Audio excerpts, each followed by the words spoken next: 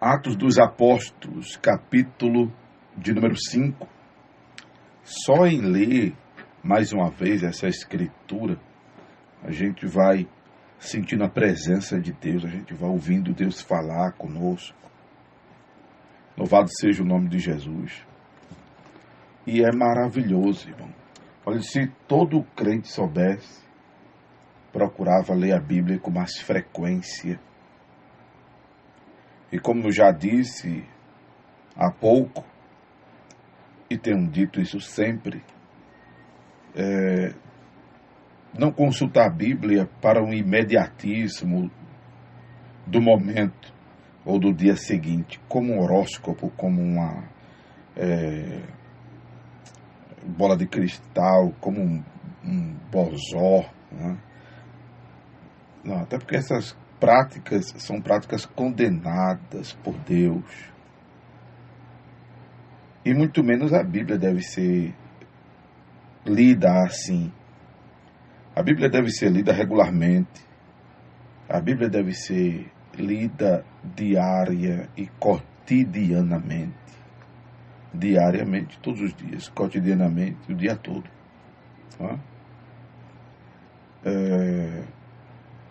A Bíblia deve ser lida por nós sempre. Tem dificuldade de ler, procura estar ouvindo a Escritura. Amém?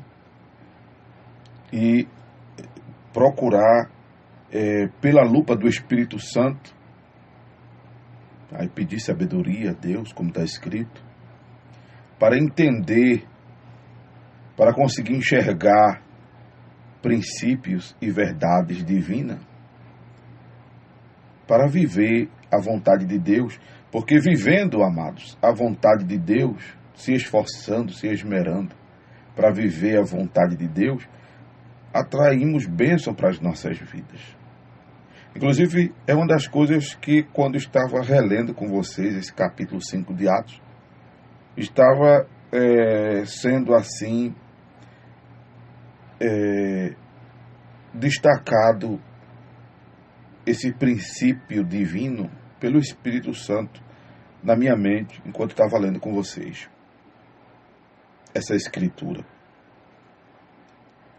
Porque, volto a dizer aos irmãos, estamos inclusive fazendo abordagens do livro de Atos dos Apóstolos nessa perspectiva do ideal divino para a igreja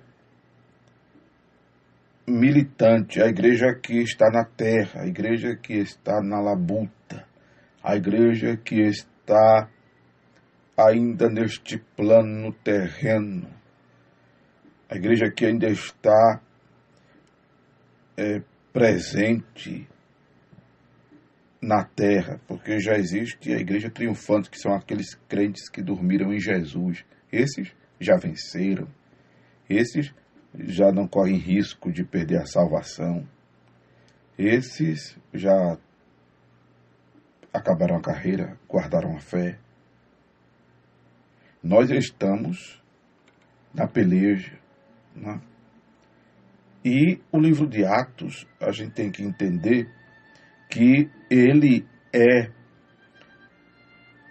um documento histórico que aponta exatamente para esse paradigma divino de como deve ser, já disse, a nossa relação com o mundo, a nossa relação com Deus, a nossa relação com nós mesmos, a nossa relação com o próximo. Isso sem uma ordem de valores. Você pode colocar aí a relação com o próximo, a relação com o mundo, a relação com Deus, a relação com nós mesmos. Pode mesclar aí a ordem dessa minha fala, né? Porque eu imagino, por exemplo, algumas pessoas lendo esses primeiros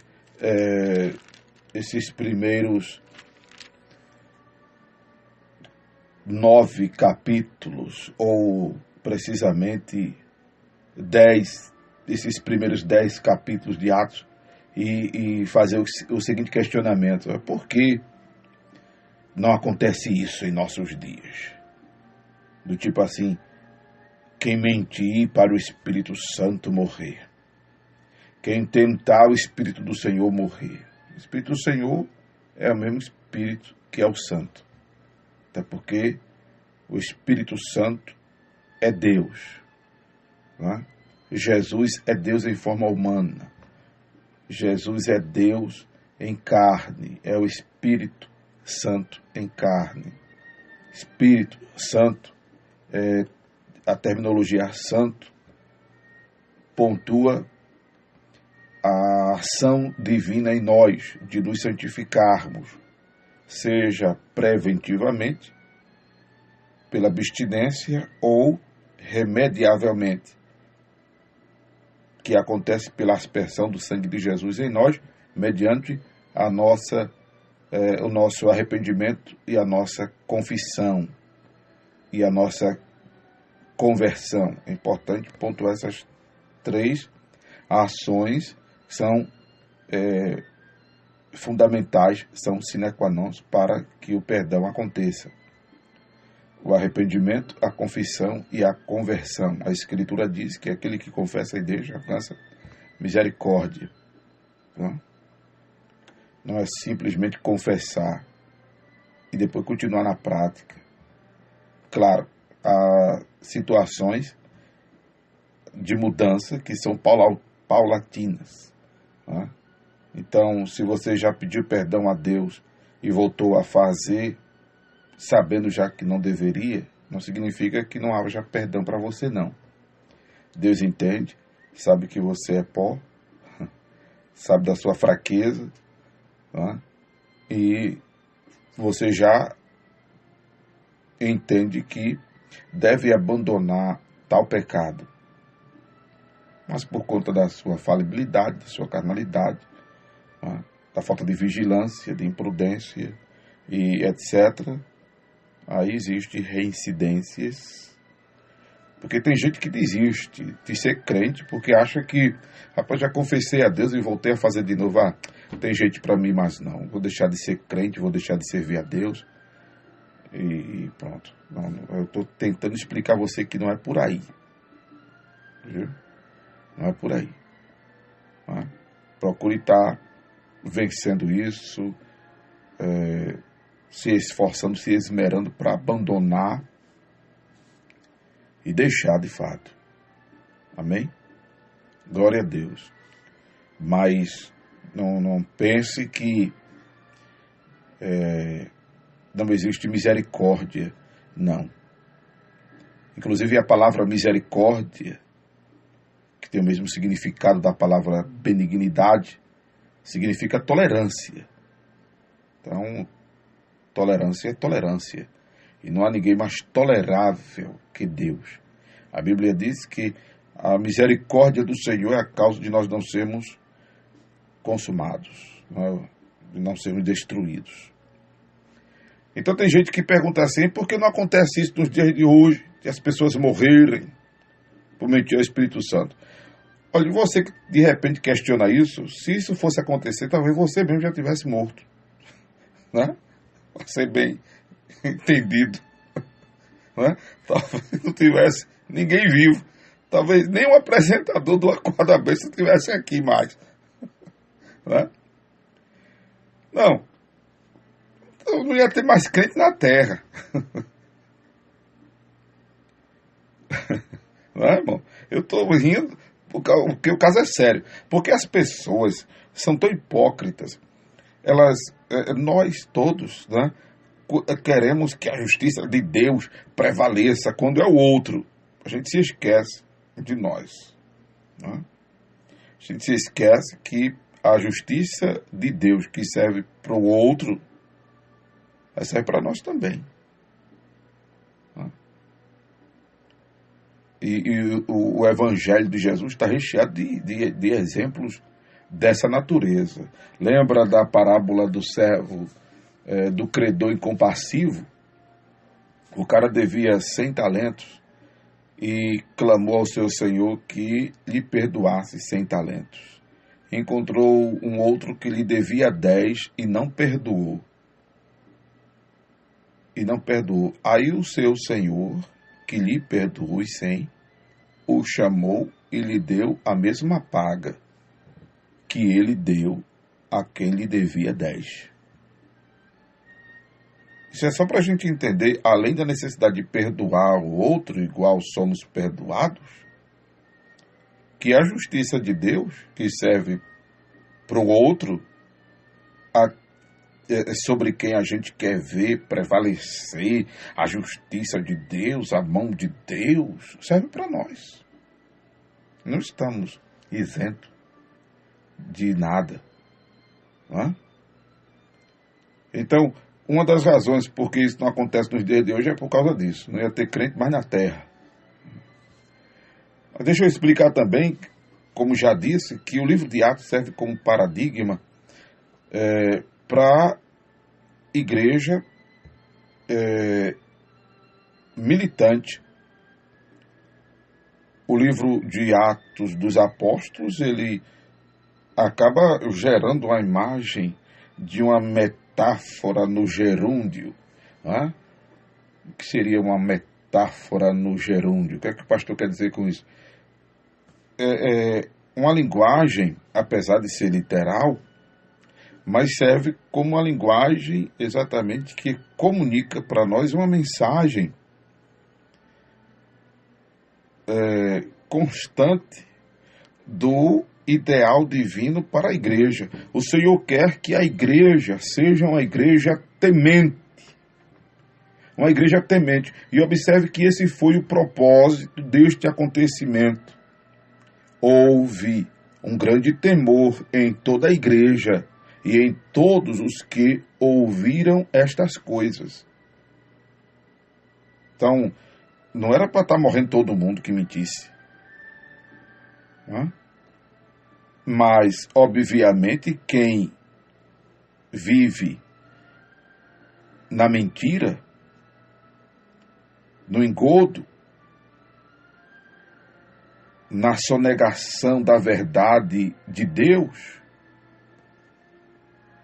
quem vive na trapaça, quem vive na avareza,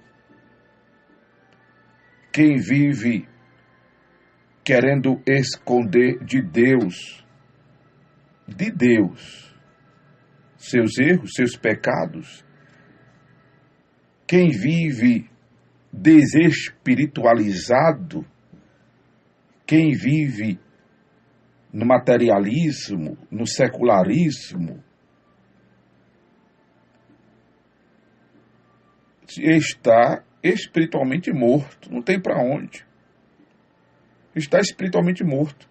Observe que o texto de Romanos capítulo 8 diz, em algumas versões ainda existe a expressão, mas se você não achar no versículo 1 da sua Bíblia, está inserido linguisticamente no versículo 2, que nenhuma condenação há para quem está em Cristo Jesus, que não anda segundo a carne, mas segundo o Espírito.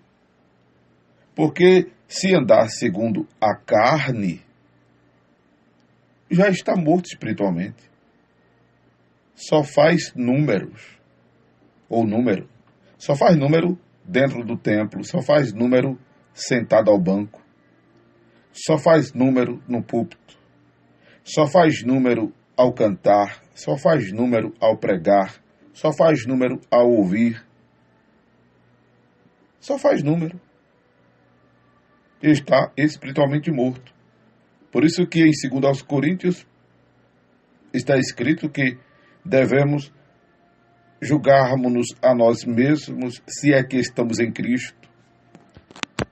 Se é que estamos em Cristo. Ou se é que também já não estejamos condenados. Louvado seja o nome do Senhor. Então, essa é a grande mensagem desse episódio.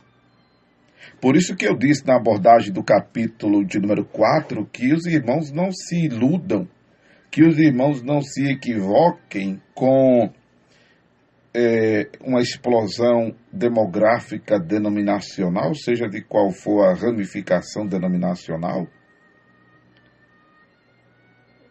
os irmãos não se enganam, inclusive, com qualquer badalação evangélica. Eu disse na abordagem do capítulo 4 acerca da igreja em Pernambuco, mas deixa eu dizer da igreja no Brasil e no mundo, porque do jeito que está, né, se entrar uma lava-jato no segmento evangélico, irmão, não vai voar só a tampa da chaleira, não. Vai voar a chaleira com tampa e tudo. Vai voar o fogão, o bujão de gás. Vai voar até a cozinha, que dirá a tampa da chaleira. Se entrasse uma lava-jato, por exemplo, nas igrejas evangélicas.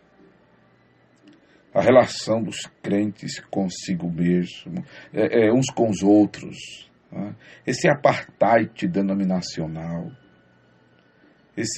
Esse apartheid fraternal, como eu disse na abordagem do capítulo 4, está cada um por si, o resto que se vire. Não está havendo a mensagem de 1 Coríntios 12, 25, tenha os membros igual ao cuidado um dos outros. Porque, socialmente falando, foi isso aqui que aconteceu a Ananias e Safira. Você que está acompanhando a abordagem de Atos que eu estou fazendo, deve estar lembrado aí que no capítulo 4, eu falei que o espírito que há na igreja é o espírito do partilhar. Havia entre eles temor e não havia, pois, entre eles necessitado algum. Porque todos os que possuíam herdade ou casas, vendendo-as, trazia o preço do que fora vendido e o depositavam aos pés dos apóstolos. Deixa eu lembrar, para quem não ouviu a abordagem do capítulo 4, que existem duas linhas hermenêuticas, duas linhas de interpretação, quando se fala disso no livro de Atos. Né? Lá no capítulo 2 e agora aqui no capítulo 4, versículo 34. Que havia uma perspectiva apostólica da iminência da rápida volta de Jesus. Iminente ela continua sendo, mas da rápida volta de Jesus. Né? E aí, como do jeito que a gente morre não leva nada, indo para o céu a gente não vai levar nada da terra. Então, vamos nos desfazer das coisas materiais, porque Jesus está voltando, então para que a gente com isso? É uma linha de interpretação. A outra linha de interpretação, mais falada também, é de que havia o pensamento apostólico de que os seus bens poderiam ser confiscados pelo Império Romano, por não, de repente, atender a uma política imperial. Não é? E aí, para os bens não serem confiscados, porque só por pregar Jesus, a gente já observou que eles foram presos e voltam a ser presos novamente, lá no versículo 17 em diante, a gente vai chegar lá.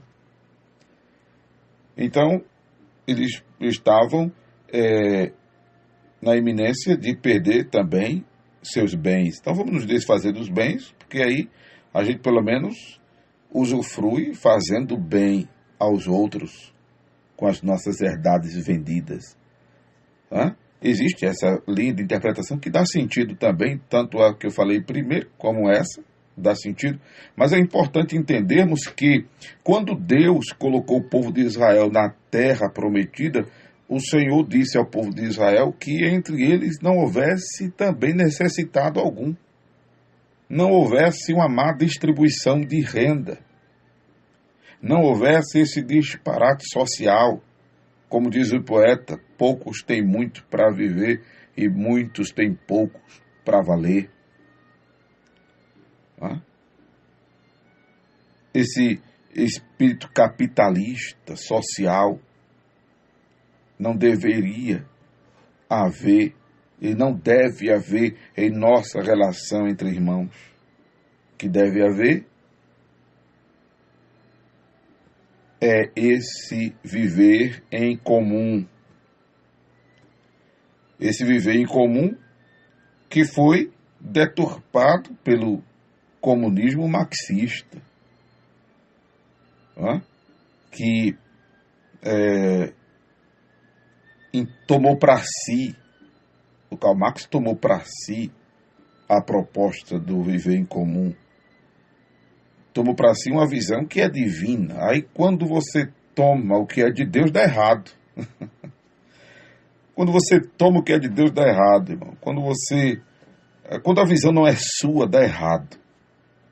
Por isso que eu sempre digo aos obreiros com os quais eu trabalho, já trabalhei, que não adianta ter a visão e mandar outro executar a visão.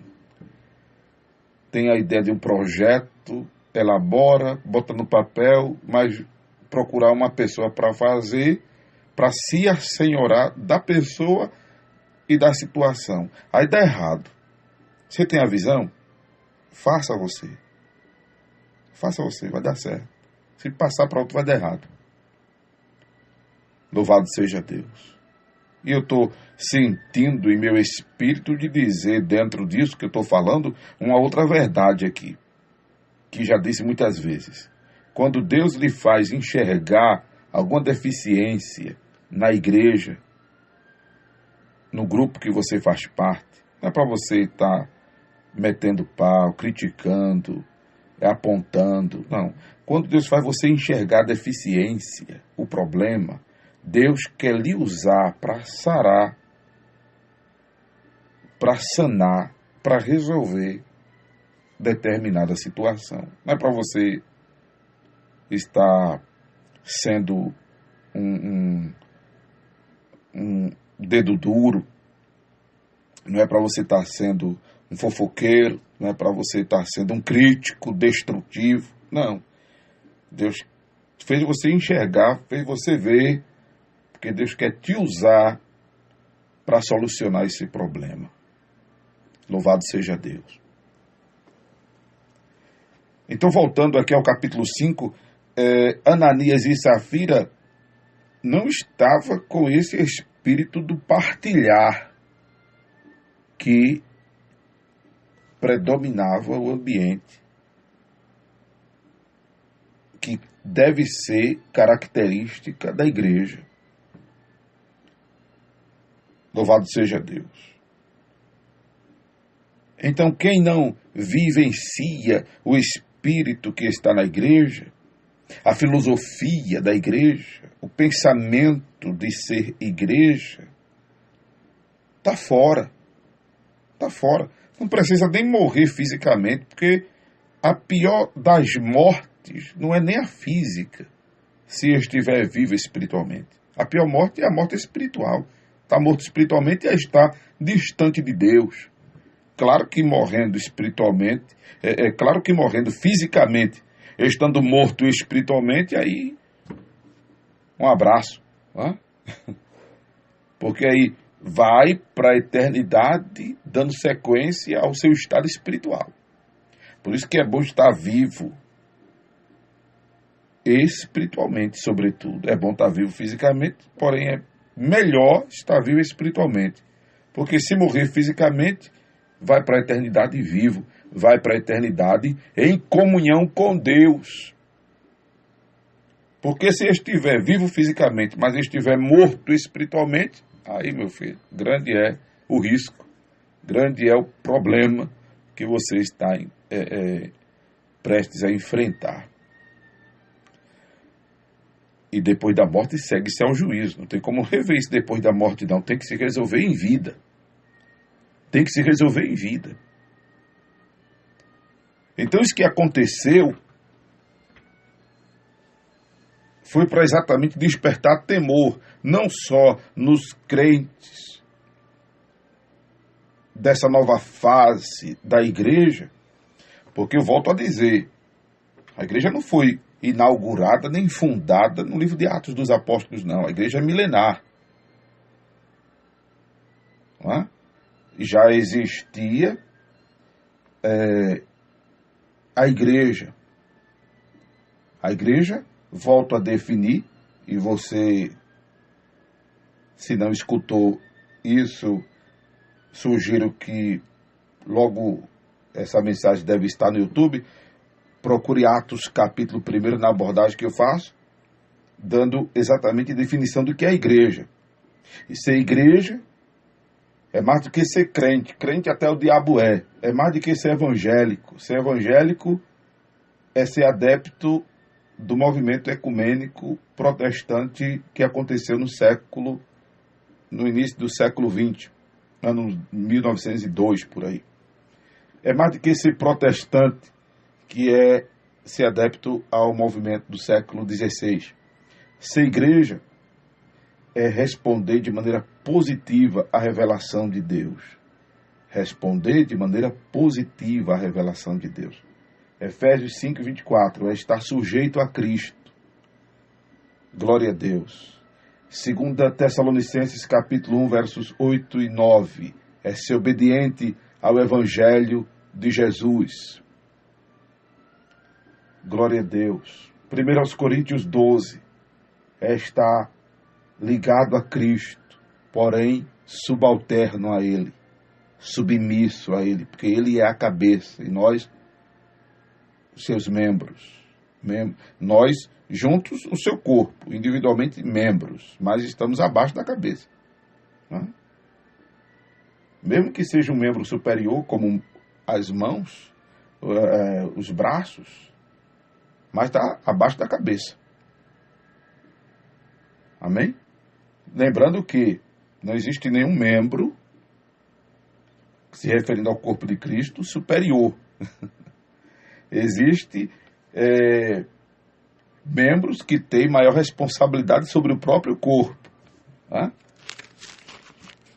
Somos membros em particular e não membros particulares. Não existe ninguém melhor do que ninguém. Glória a Deus. Não existe ninguém melhor do que ninguém no corpo de Cristo, na igreja. 1 Coríntios capítulo 12, verso 27. Vós sois o corpo de Cristo e seus membros em particular. Todos são especiais. Todos são especiais. Todos nós somos especiais. Não existe ninguém melhor do que ninguém entre nós. E todos estamos sujeitos a Jesus. Uns com mais responsabilidade sobre o próprio corpo. Uns com mais responsabilidade que outros sobre o próprio corpo, mas todos temos a responsabilidade. O outro é responsabilidade nossa. 1 Coríntios 12, 25. Louvado seja Deus. Amém, amados? Então, essa é a proposta desse acontecimento. Além de, claro, ter acontecido veridicamente. Louvado seja Deus. E aí despertou temor em toda a igreja. A igreja militante deve ser uma igreja temente. Até porque se não for temente a Deus, não é igreja.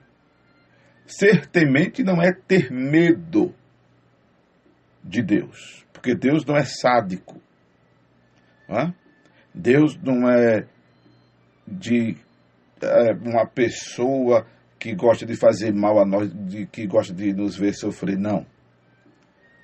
Você não vê isso no conceito bíblico de Deus. Deus é bom, disse Jesus. Amém? Glória a Deus. E a sua misericórdia dura, aleluia, para sempre. Deus é misericordioso, Deus é longânimo.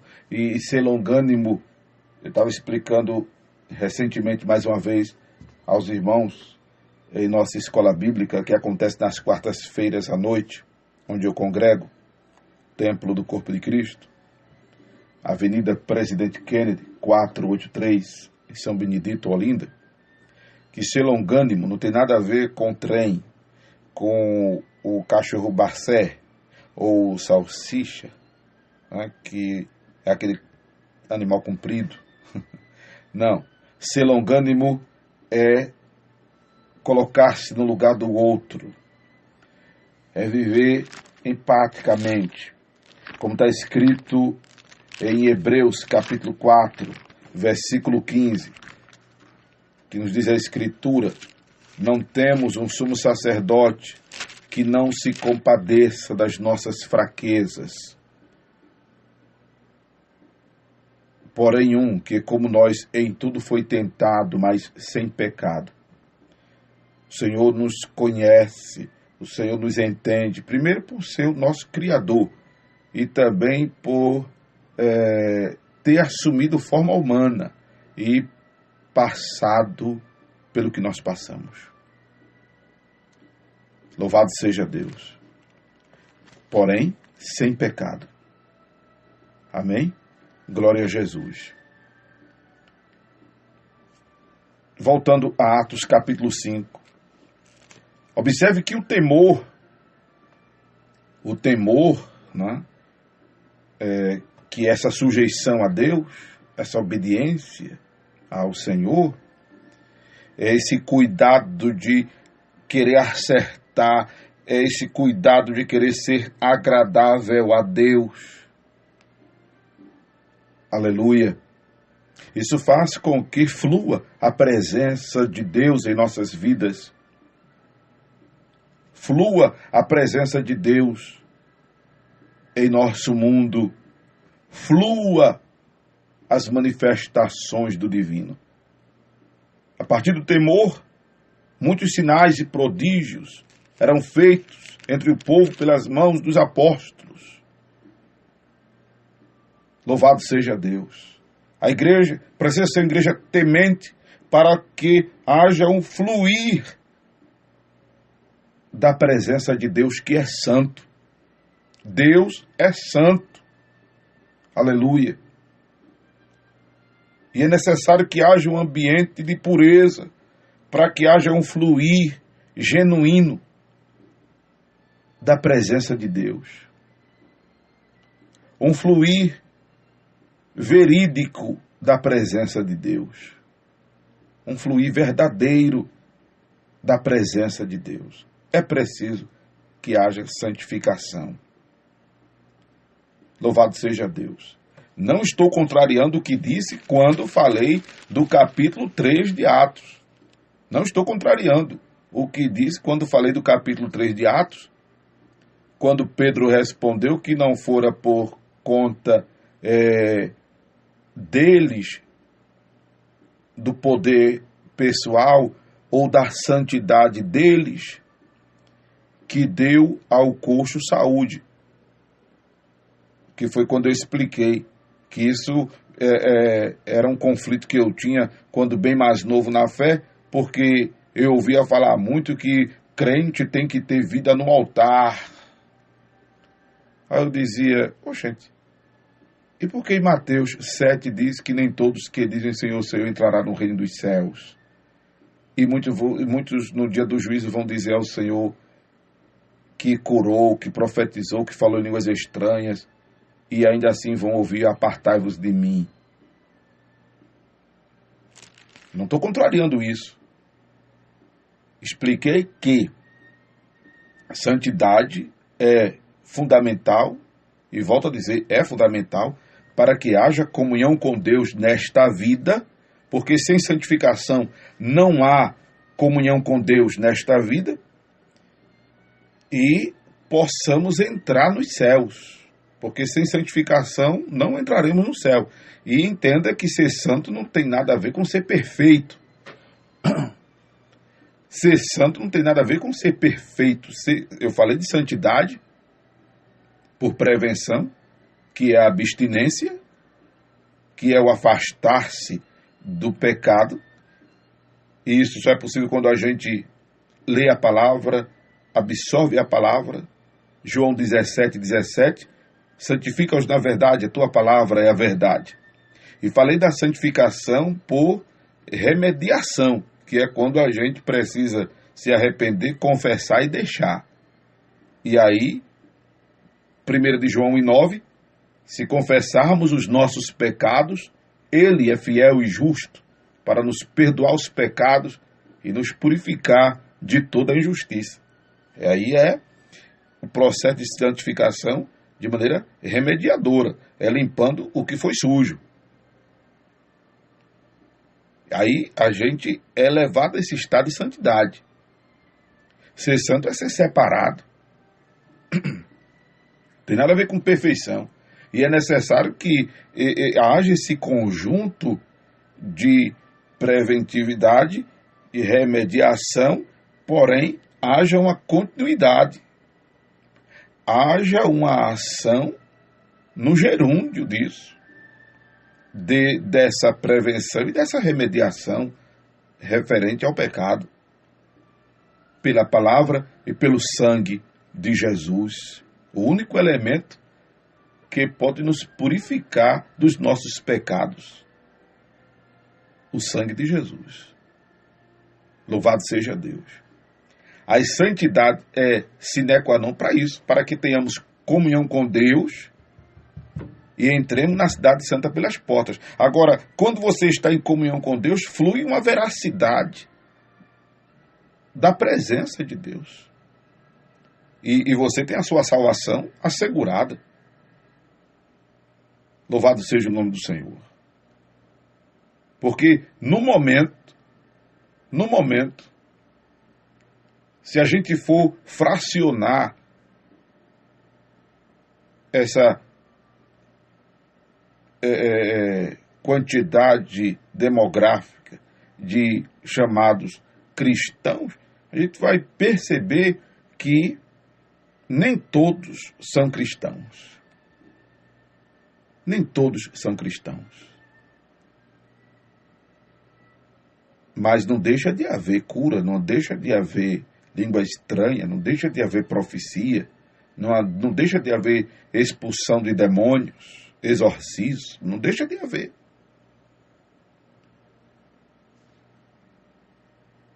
Mas você só quer ser coadjuvante disso, desse cenário? Ator principal? Né? Você só quer ser o quê? Não. A proposta é que salvemos, sobretudo, as nossas almas. Louvado seja o nome do Senhor. Observe que, inclusive, havia dois grupos, né? Quanto aos outros, ninguém ousava juntar-se com eles. Mas o povo tinha-os em grande estima. E a multidão dos que criam no Senhor, tanto homens como mulheres, crescia cada vez mais. Aí os enfermos eram levados às ruas, colocados em leito e em caminhas, para que ao menos a sombra de Pedro, quando este passasse, cobrisse alguns deles.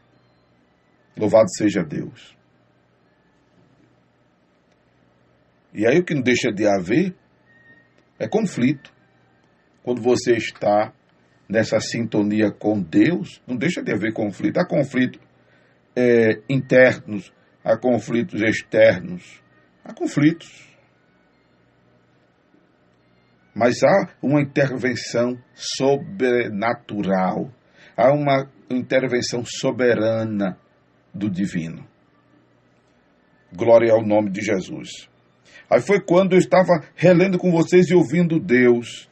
Veja aquilo que já dissemos. Irmão, não é para estar abrindo a Bíblia e o que é que Deus quer falar comigo? Mamãe mandou escolher esse versículo daqui. Feche os olhos. Onde eu abri com o meu dedo, Deus está falando comigo. Não é para ter essa relação com a Bíblia, não. A Bíblia é para ser lida diária e cotidianamente. E quando você vai lendo, você vai pelo Espírito Santo sendo esclarecido. Um dos esclarecimentos que também recebemos para compartilhar com vocês nesta oportunidade, glória a Deus, é que há uma intervenção divina, uma intervenção sobrenatural sobre nossas vidas. Já vimos casos de suprimento, vamos ver agora casos de livramento. Glória a Deus. Mais uma vez, os líderes religiosos se levantam e lançam mão dos apóstolos e os põem na prisão pública. Verso 19, mas de noite, um anjo do Senhor abriu as portas da prisão e, tirando-os para fora, disse: Ide, apresentai-vos no templo e dizei ao povo todas as palavras desta vida. Irmãos, isso aqui foi tão tremendo que quando, no dia seguinte, o sumo sacerdote mandou ir buscar os servos de Deus no cárcere, quando chegaram lá, glória ao nome de Jesus, o cárcere estava fechado, com toda a segurança, os guardas estavam fora, diante das portas, mas quando eles entraram, abriram o cárcere, ninguém achavam dentro. Glória a Deus. Esse Jesus é o mesmo, irmão. Aleluia. Esse Jesus é o mesmo. A palavra do Salmo 91, ela está viva. Por isso que não é a palavra que se renova, irmão. A gente às vezes escuta algumas pessoas dizerem o versículo errado e a gente fica repetindo ele errado. Eu escuto muita gente dizer a palavra de Deus se renova a cada manhã. Não, a palavra de Deus não se renova a cada manhã, ela é viva.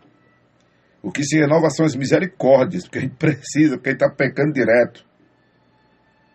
A gente precisa da tolerância de Deus constantemente, porque a gente peca direto, a gente pede perdão e depois está fazendo de novo. Não foi isso que a gente já falou aqui, não já explicamos. A gente precisa da tolerância do divino. Mas a palavra é viva. E eu quero dizer a você que o Salmo 91, ele está vivo. Aquele que habita no esconderijo do Altíssimo, a sombra do Onipotente descansará. Eu quero dizer a você que está vivo, Mateus 16 e 18, que as portas do inferno não prevalecerão contra a igreja do Senhor. Aleluia. Eu quero dizer a você que está vivo, a palavra que diz: o anjo do Senhor acampa-se ao redor dos que o temem e os livra. Glória a Deus. Essa palavra está viva, mas quer viver a veracidade da Escritura? Seja um agente ativo da seara. Viva a palavra. Porque tem gente que quer que a palavra se cumpra em sua vida, mas não quer viver a palavra. Aí, meu irmão. Tem gente que quer que se cumpra a multiplicação da farinha da panela e o azeite da botija. Tem gente que quer que se cumpra o enriquecimento para toda a beneficência. Tem gente que quer que se cumpra em sua vida a expulsão do devorador. Tem gente que quer que se cumpra em sua vida o enriquecimento para toda a beneficência, mas não é dizimista, não é ofertante. Tem gente que quer direção de Deus para saber se vai dar certo ou se vai dar errado, se Deus está ou não no negócio, mas não quer ofertar ao Senhor o seu culto racional, que é o seu corpo em sacrifício vivo, santo e agradável a Deus. Não quer dedicar-se à obra de Deus para experimentar a vontade de Deus, que é perfeita, boa, santa e agradável. Quer direção de Deus para a sua vida? Procure vivenciar Romanos capítulo 12, versículo 1, 2 e 3. Tem gente que não quer que lhe falte o comer, o calçar, o vestir, o beber, mas não prioriza o reino e a sua justiça. Não quer cumprir a primeira parte do Mateus 6:33.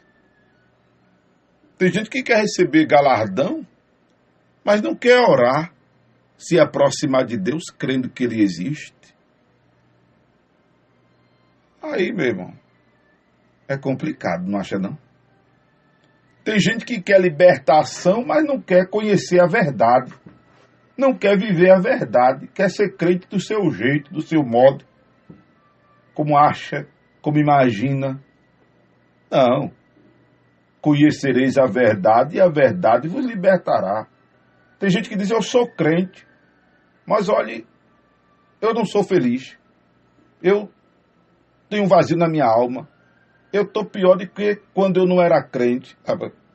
Não quer ser crente como diz a Escritura, quer ser crente como acha que deve ser, como gostaria que fosse, como imagina que deve ser, como prega fulano, beltrano e ciclano, menos como prega, como diz a Escritura, e nunca vai ser feliz.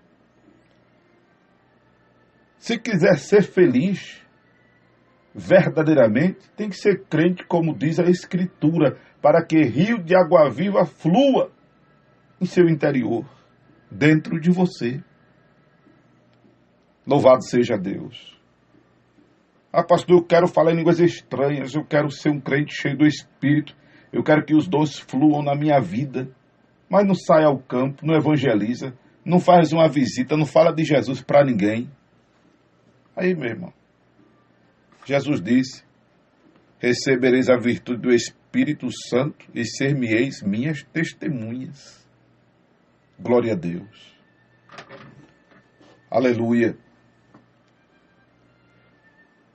E aí fluiu essa intervenção de Deus na vida deles, que mesmo, volto a dizer, sobre ameaça e intimidação, tinha uma postura de determinação em servir ao Senhor.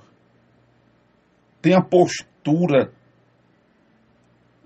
tem a determinação em servir ao Senhor. Aleluia. Porque importa obedecer a Deus. Mais importa obedecer a Deus do que aos homens. Qual é a sua postura diante de alguma ameaça à sua fé? Diante de alguma ameaça à sua crença? Você abre mão facilmente de Deus?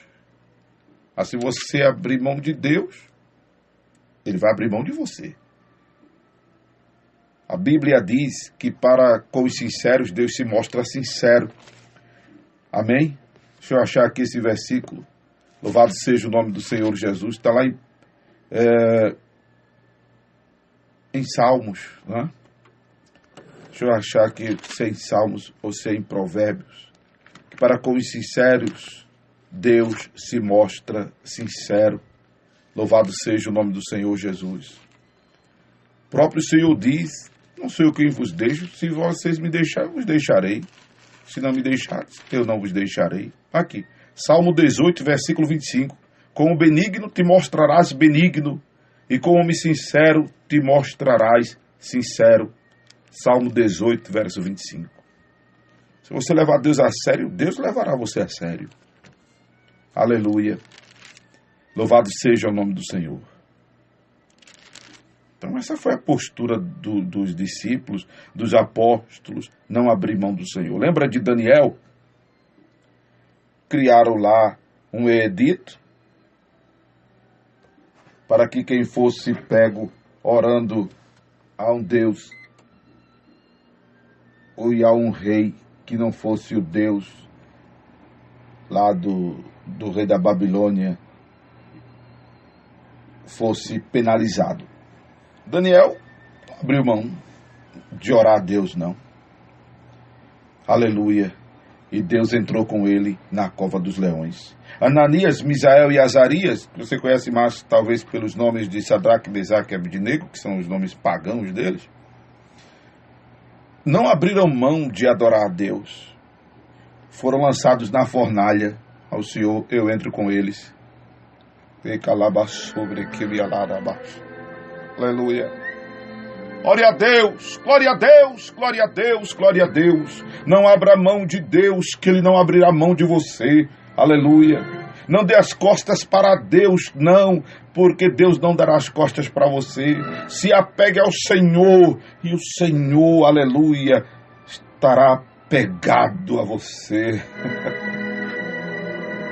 Bendito é o nome de Jesus. Aleluia. Glória a Deus, glória a Deus, glória a Deus. E aí, nós temos o encerramento desse capítulo 5.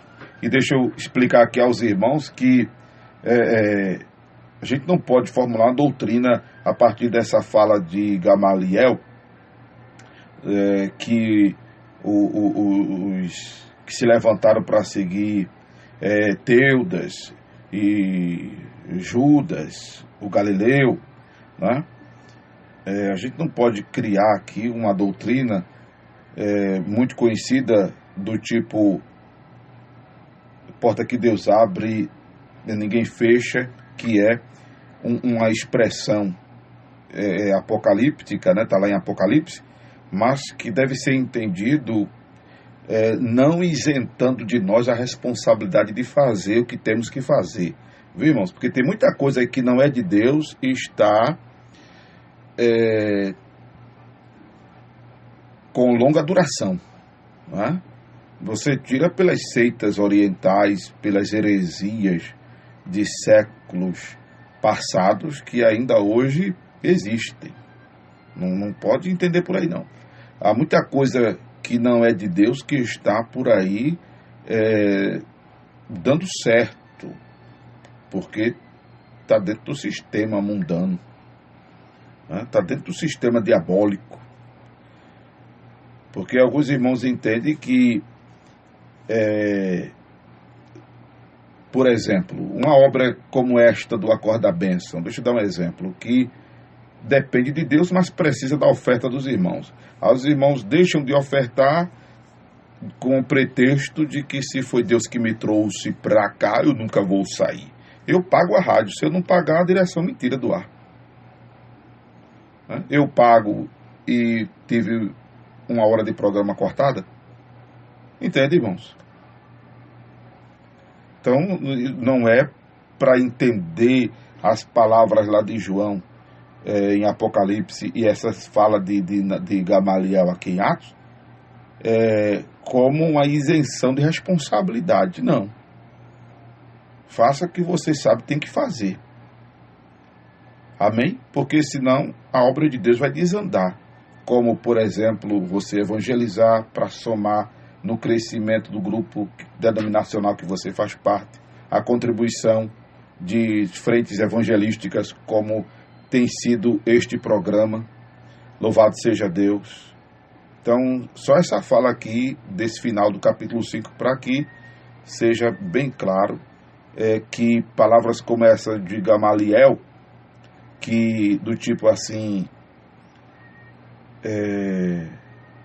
se a obra é de homens, se desfará. Tem muita coisa de homem que não está sendo desfeita. Tem muitas coisas de Deus que está sendo desfeita pelos homens. Claro, o que é de Deus vai sempre continuar acontecendo. Porém, os homens a quem pertence o mundo, a Bíblia diz que o Senhor deu a terra aos filhos dos homens, tem sufocado muita coisa de Deus. Você sabe do que eu estou dizendo. Você sabe do que eu estou dizendo. Louvado seja o nome de Jesus. Então eu quero só dar essa palavra aqui de esclarecimento, que não devemos entender essas palavras de Gamaliel como isenção da responsabilidade nossa. Amém? Essa palavra que você ouviu, falou ao seu ouvido, foi a voz do pastor Amaro Correia. Mas certamente a que falou ao seu espírito foi a voz de Deus, a voz do divino.